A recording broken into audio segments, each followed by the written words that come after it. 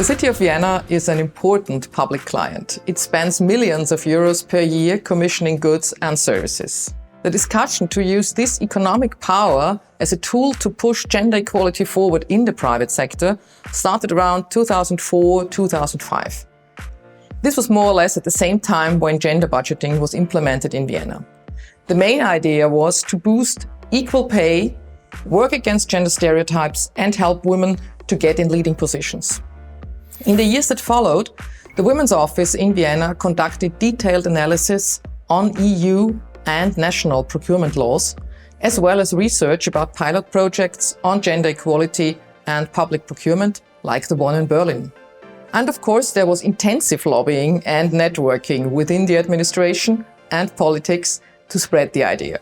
The political driving force in Vienna was the City Councillor for Women's Affairs, with the mandate given to the Women's Department.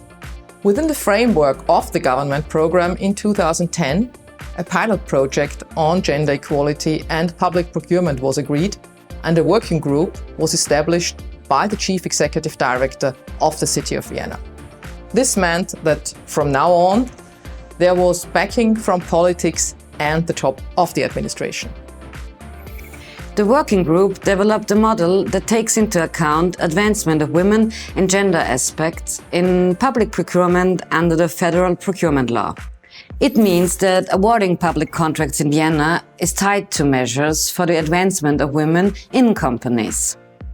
And prior to the official start, the model was reviewed by external legal experts and an exchange between city representatives with the Chamber of Commerce that took place. Gender-responsive public procurement is now implemented in Vienna in 3 ways. First, the implementation of measures for the promotion of women is a mandatory social condition for contract performance. Second, women's promotion and gender issues are formulated as concrete qualitative award criteria. And these awarding criteria can, for instance, demand a certain gender qualification of the staff responsible for the realization of the contract, for example, research on the situation of the labor market.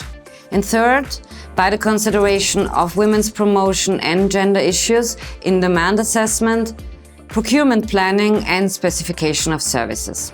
This one is addressed to the municipal departments rather than the potential bidders. Projects to be tendered have to be checked with regards to their gender relevance, for example, when preparing a public lighting concept or a participatory process. Going back to the implementation of measures for the promotion of women as a mandatory social condition for contract performance. Bidders can select activities from a catalogue of measures. They then commit to implement these measures during the performance of the contract. These measures apply to all service contracts that meet the following criteria. The tenderer employs more than 20 people. The total estimate contract value exceeds 50,000 euros. And the contract has a minimum duration of 6 months. Proof of the successful implementation must be furnished at the latest halfway through the contract period. Infringements are sanctioned in one of the following ways. Fine of 1 per million of the contract value per week, fine of up to 1% of the contract value, fine of up to 10,000 euros. Any infringement also harms the trustworthiness of a tenderer and may lead to a rejection of future tenders. In smaller businesses, there are up to 50 employees and with a maximum balance sheet total of 10 million euro, allowed to omit one action from Group B or C. The section Gender Mainstreaming developed a forum to facilitate this check for gender relevance together with contracting departments. And support is also given both to colleagues across the organization and to suppliers with checklists, model courses, catalogs of measures and backup advice.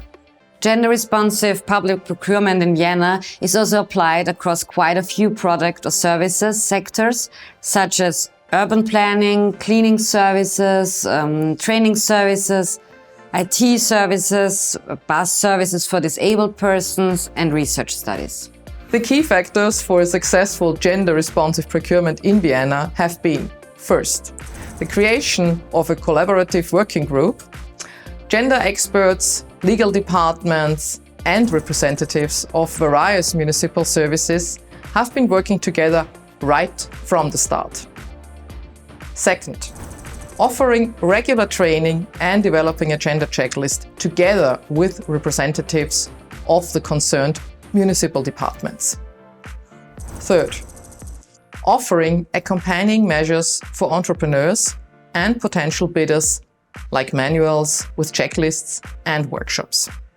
Fourth, spreading information that proves that advancement of women pays off and that companies already practicing implementation are satisfied with the results. Fifth, involving highly renowned legal experts. This is a valuable support whenever discussion comes up. Sixth, and last but not least, you need wholehearted political support and support by the senior management.